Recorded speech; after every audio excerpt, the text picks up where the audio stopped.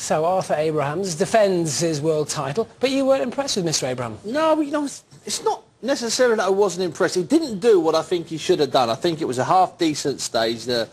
LeJeune Simon was known in America. We had Jack Lowe on this show, Kelly Pavlik's trainer, complaining, saying he wasn't a great fighter and that he wouldn't even get him as a sparring partner for Kelly Pavlik, which I think was a bit of topspin. There's no two ways about it. And there were just moments there when he looked to me like Arthur Abraham was just relying too much on the other guy collapsing, like almost every single American that goes to fight for a world title of any weight in Germany. We've seen it on this show loads of times, and I just felt that Arthur was waiting too long for the guy to collapse. And once he didn't collapse, he didn't really step through the gears. He seemed to just fight in 20-second, 30-second spurts. So in that sense, I was disappointed. But Richie Woodall, who was doing excellent commentary there with David Croft, Richie Woodall hit the nail on the head.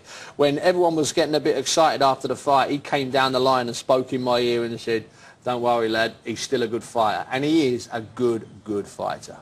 We have had a ton of emails in. I won't go through them all, talking about how much you want to see Abraham versus Pavlik. Everyone's saying they're both in their prime. It has to happen. It makes commercial sense.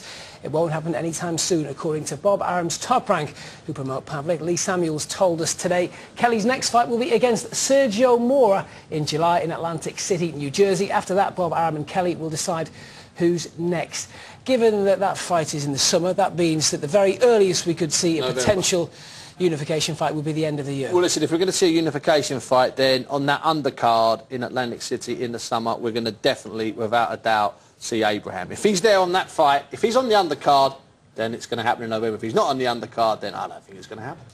Let's speak to Abraham's promoter, Kalle Sauerland. And Kalle, thank you for joining us. Hi, gents. How are you? Yeah, we're good. We're disappointed, though, because as boxing fans, we desperately want someone to give us the news that unification fight would happen this summer. Give us some hope. Okay, well, if I go on what Bunsey just said, I can give you no hope, unfortunately. Oh, no, don't say that, Kalle, man. I want it to happen. Well, Bunsey, we're trying everything here. What, they're blaming you. They're saying you want too much money. Is that true? Of course. That's what we've made them a public offer of $3 million. So I don't quite work the mathematics out there. Kalle, you know what, mate? I'm getting the impression that Pavlik's treading water and waiting for something big as well. I think he's sinking.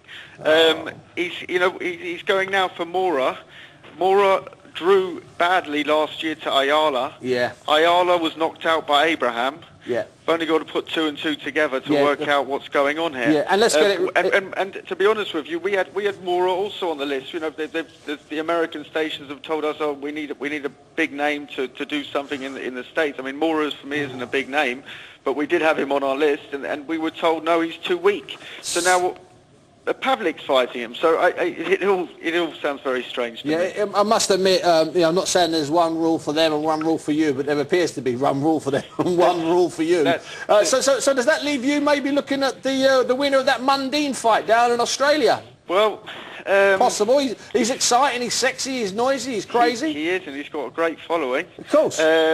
Actually, no, the name that we're talking to at the moment is Vernon Forrest. That's nice, big old name. He's a good name in the States as well. That would you go to America for that one, Kalle, or would he go to Germany? No. With the next fight we plan to do in the States. We understand a little bit of what the Top Rank is saying, that obviously the biggest fight isn't the best, or I can't remember which round they put it. Yeah. But clearly we do need to break Arthur's name in the US. I mean, we went over there last summer. Unfortunately, Miranda only lasted 4 rounds. So we are working and knocking on the door every hour. I mean, Arthur's a massive star in Germany, and hopefully slowly in the UK now as well, thanks to Satanta. Yeah, no, yeah, it wasn't Saturday, it wasn't vintage, but no, hey, listen, it wasn't. And you mustn't forget that he'd taken 7 kilos in 6 days. Yeah, but I'm not sure if that should be an excuse unless he was poorly. Surely that's just bad preparation. You know what I'm saying? Of course I know what you're saying. Say he was poorly. Say he was poorly. Let's just say he's a natural super middleweight. Okay, but there's one fight that we want, and that's Pavlik. That's the only reason we're hanging around. And then you go up. Exactly. Oh yeah, straight after. Kalle, you're making me sweat under my arms, man, in anticipation. It's always a pleasure talking to you. Good, Bunsey. Speak to you soon. See you, Kalle. All the best. He's top banana. Get a bit of sweat going on here, and I'm telling you, man. It's happening today on this show. I'm telling you, boy. pleasant. Well, it's not necessarily pleasant. I mean, it's not. Just keep them away from me. It's not bad. I'm just saying, it's that kind of show. I know, I can smell it. Andy, crack on, big boy.